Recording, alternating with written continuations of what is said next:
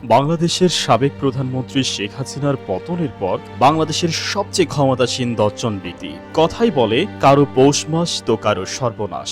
এবার যেন তারই পুনরাবৃত্তি এবং প্রতিফলন মিলে গেল। গত 5 আগস্ট বৈষম্য বিরোধী ছাত্র জনতার গণ অভ্যুত্থানের মুখে মহামান্য রাষ্ট্রপতি শাহাবুদ্দিনের হাতে স্বেচ্ছা পদত্যাগপত্র জমা দিয়ে ভারতে পাড়ি জমান স্বৈরশাসক এবং বাংলাদেশের সাবেক প্রধানমন্ত্রী শেখ হাসিনা। এরপরই বাংলাদেশের ইতিহাসে ঘটে উল্লেখযোগ্য ইতিবাচক পরিবর্তন। বাংলাদেশের সাবেক প্রধানমন্ত্রী শেখ হাসিনার পতনের পর বাংলাদেশের সবচেয়ে 10 জন প্রভাবশালী ব্যক্তির উত্থান ঘটে।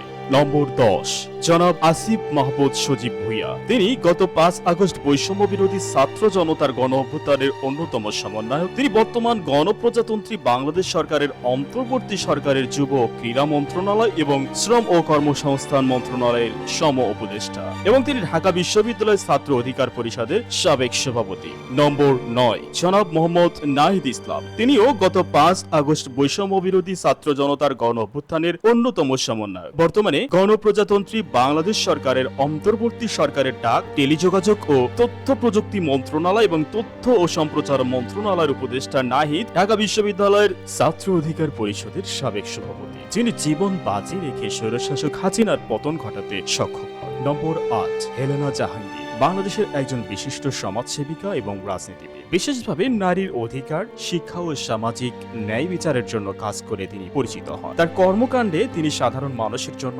উন্নয়নমূলক প্রকল্পের মাধ্যমে পরিবর্তন আনার সচেষ্ট আছেন। নম্বর 7, রওশন এরশাদ। তিনি বাংলাদেশের একজন প্রখ্যাত রাজনীতিবিদ এবং জাতীয় পার্টি জাপার কো-চেয়ারম্যান। তিনি সাবেক রাষ্ট্রপতি হুসাইন মোহাম্মদ এরশাদের স্ত্রী এবং রাজনীতিতে দীর্ঘদিনের অভিজ্ঞতা রয়েছে। বাংলাদেশের আগামী নির্বাচনে তার অবস্থান অনেক শক্তিশালী হবে বলে মনে করা হচ্ছে। নম্বর 6, ঢাকা বিশ্ববিদ্যালয় থেকে আইন বিষয়ে স্নাতক ও স্নাতকোত্তর ডিগ্রি অর্জন করা এবং আন্তর্জাতিক আইন এবং মানবাধিকার বিষয়ে উচ্চতর গবেষণা সম্পন্ন করা ডক্টর আসিফ নজরুল, যিনি বাংলাদেশ সরকারের অন্তর্বর্তী সরকারের আইন, বিচার ও সংসদ বিষয়ক মন্ত্রণালয়, প্রবাসী কল্যাণ ও বৈদেশিক কর্মসংস্থান মন্ত্রণালয় এবং সংস্কৃতি বিষয়ক মন্ত্রণালয়ের দায়িত্ব পালন করে আসছেন। তিনি বর্তমানে বাংলাদেশের একজন প্রভাবশালী। নম্বর 5, ঢাকা বিশ্ববিদ্যালয়ের ইংরেজি বিভাগের শিক্ষার্থী হাসনাত আব্দুল্লাহ। হাসনাত আব্দুল্লাহ বৈষম্য বিরোধী ছাত্র জনতার গণ অভ্যুত্থানের অন্যতম সমন্বয়ক। তিনি বৈষম্য বিরোধী ছাত্র আন্দোলনের সমন্বয়ক হিসেবে বেশি পরিচিত। তিনি সমন্বয়ক নাহিদ ইসলাম,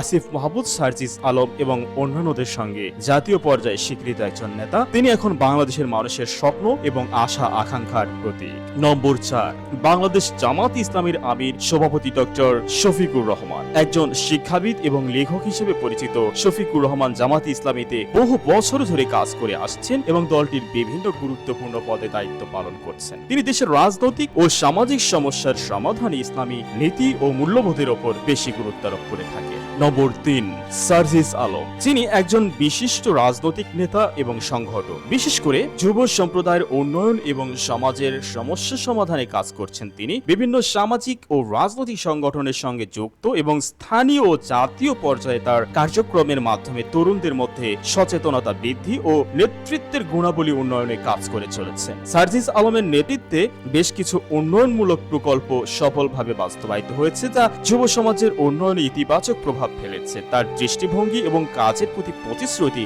দেশের যুবকদের মধ্যে অনুপ্রেরণা জাগায় এবং সামাজিক পরিবর্তনের জন্য তিনি একটি শক্তিশালী সুর হিসেবে পরিচিত। তিনি বাংলাদেশের সেরা ব্যক্তির মধ্যে সবচেয়ে জনপ্রিয়তার মধ্যে সেরা। নম্বর 2, তারেক রহমান। বাংলাদেশ জাতীয়তাবাদী দল বিএনপির ভাইস চেয়ারম্যান এবং সাবেক প্রধানমন্ত্রী খালেদা জিয়া এবং শহীদ জিয়ার বড় সন্তান। 1995 সালে যুক্তরাজ্যে শিক্ষা লাভ করেন এবং রাজনৈতিক কর্মকাণ্ডে প্রবেশ করেন। তারেক রহমান 2001 সালে বিএনপি সরকারের তথ্য ও যোগাযোগ প্রযুক্তি বিষয়ক উপমন্ত্রী ছিলেন এবং তিনি দলের যুব সংগঠনকে শক্তিশালী করতে গুরুত্বপূর্ণ ভূমিকা পালন করেন। রাজনৈতিক পরিস্থিতিতে তার বিরুদ্ধে বিভিন্ন অভিযোগ থাকলেও তিনি দলের সাংগঠনিক কার্যক্রমে এগিয়ে নিয়ে যেতে চেষ্টা করেছেন এবং বিএনপির নেতৃত্বের সম্ভাব্য উত্তরসূরি হিসেবে বিবেচিত হচ্ছেন। রাজনৈতিক আন্দোলন ও দলের নীতির বিষয়ে তার বক্তব্য এবং কার্যক্রম দেশের রাজনৈতিক চিত্রে প্রভাব ফেলেছে।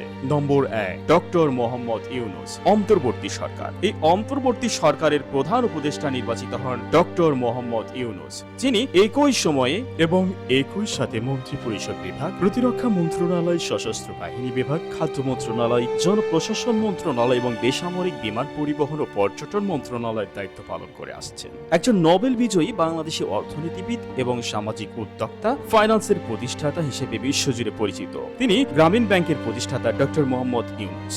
অন্তর্বর্তী সরকারের উপদেষ্টা নির্বাচিত হয়ে দায়িত্বের সাথে তিনি তার কর্তব্য পালন করেছেন। দরিদ্র জনগোষ্ঠীর জন্য ক্ষুদ্র ঋণ প্রদান করে অর্থনৈতিক উন্নয়ন সাধনে কাজ করার জন্য ইউনূস 2006 সালে নোবেল পুরস্কার লাভ। সব বিতর্কের ঊর্ধ্বে তিনি বর্তমান বাংলাদেশের সবচেয়ে প্রভাবশালী ব্যক্তি এবং সারা পৃথিবীকে দেখিয়ে দেওয়ার মতো ব্যক্তি যে দেখো পৃথিবী, একমাত্র নোবেল বিজয়ী বর্তমান বিশ্বের কোনো একজন সরকার আমাদের বাংলাদেশের সরকার। সুপ্রিয় দর্শক, আপনারা কে কোথা থেকে দেখছেন আমাদেরকে কমেন্ট করে জানিয়ে দিন। আমরা পরবর্তী ভিডিওতে আপনার নাম ঠিকানা জানিয়ে দিব। এতক্ষণ আমাদের পাশে থাকার জন্য আন্তরিকভাবে ধন্যবাদ।